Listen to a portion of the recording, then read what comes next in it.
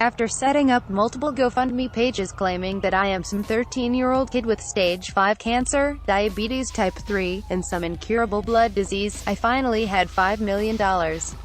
Enough money to treat myself to something. But I wasn't sure what I needed. I already have a Chevrolet, which is already perfect. I don't need another B11. For now. Not knowing what I should do with all my hard-earned money, I set on saving up in case Rockstar decides to release an aircraft carrier. But an aircraft carrier wouldn't be cheap. It would make sense if it were at least 10 million, if not even more. It would be ridiculous if it were cheaper than a yacht. But my current budget was nowhere close to 10 million.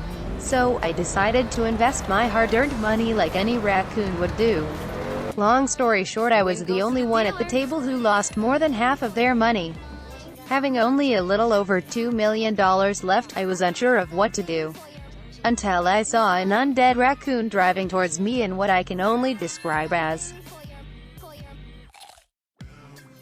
magnificent. I had to get that car immediately.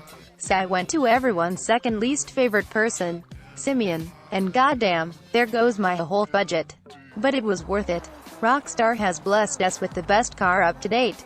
While the Chevrolet is a trash can on wheels, the Vigero is a raccoon car.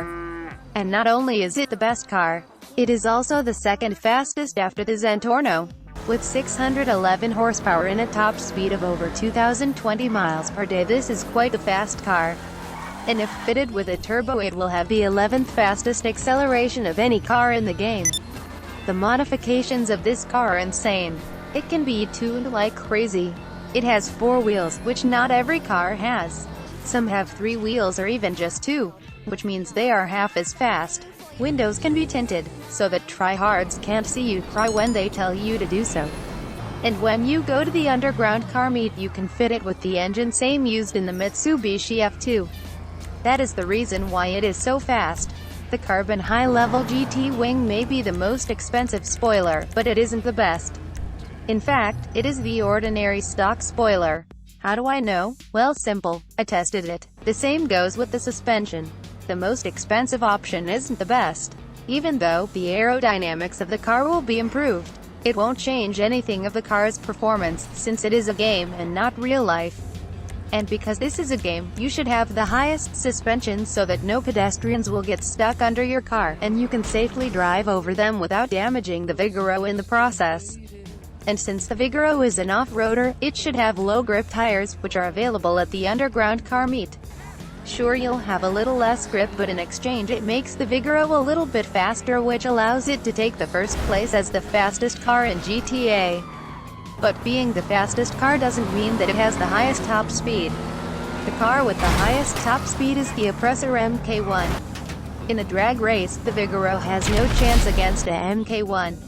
But since the Vigero is equipped with the engine of the Mitsubishi F2, the amount of raw power the car has makes it wheelie, and so reduces drag, making it accelerate much faster.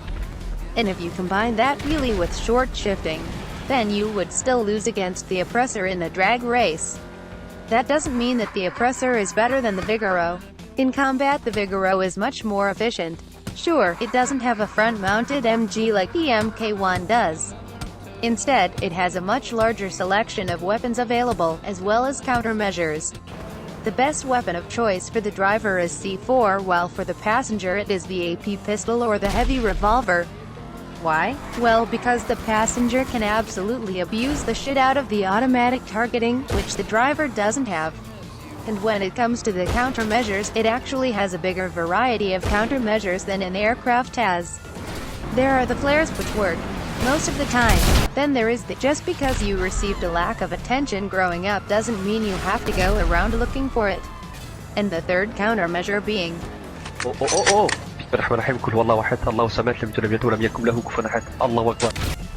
but that is all unimportant and not interesting. What is important, on the other hand, is to see if it can compete with the almighty Shaburek in a simple test to see which car has the overall better stats. Let's start with the handling. First up is the Vigero. What a sudden start from the Vigero. A bit of tire spin there. And it looks like it made it around the corner without a single scratch. Now it's the Shaburek's turn. Will it make it? Sloppy start, but it seems to gain some serious speed. Oh no, what's that? It seems like the steering wheel fell off. It is heading directly for the edge. That was close. Luckily a tryhard stopped it before it could have fallen off the highway. That could have been the end for the Shaburek. Handling, Vigero wins. The next test is fairly simple. Get to the end of the pier as quick as possible. Again, first up is the Vigero.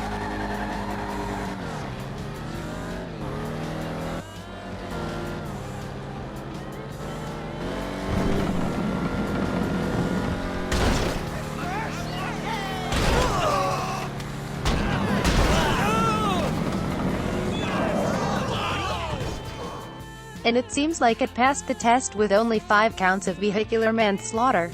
Is this the test where the Shaburek will even out the score?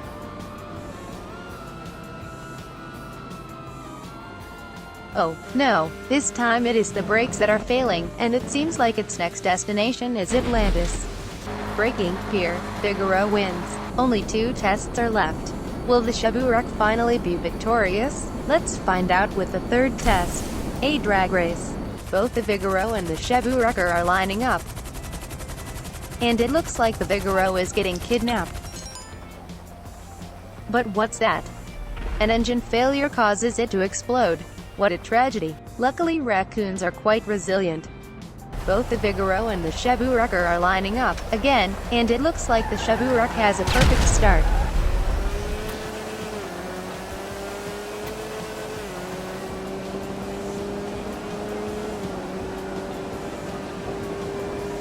The Vigero is slowly catching up. But will that be enough? Oh no, another engine malfunction creates a minor complication for the Vigero. And it seems like the Shaburek takes home a much-needed victory. Top speed LSIA Shaburek wins. Will the Shaburek redeem itself in this last battle, or will the Vigero be once again victorious? Let's find out with this last test. Armor.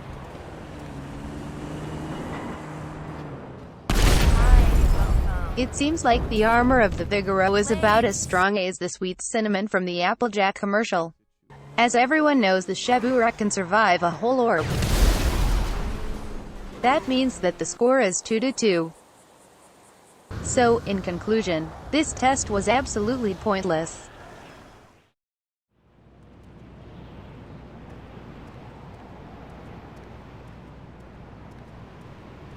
Anyways, that is all I have to say about the Vigero.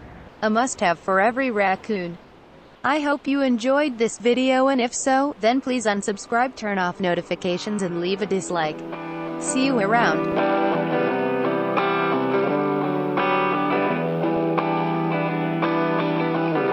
If we're not growing, then we're already dead. Why'd you leave me flowers at the foot of my bed? 'Cause if they're not growing, then we're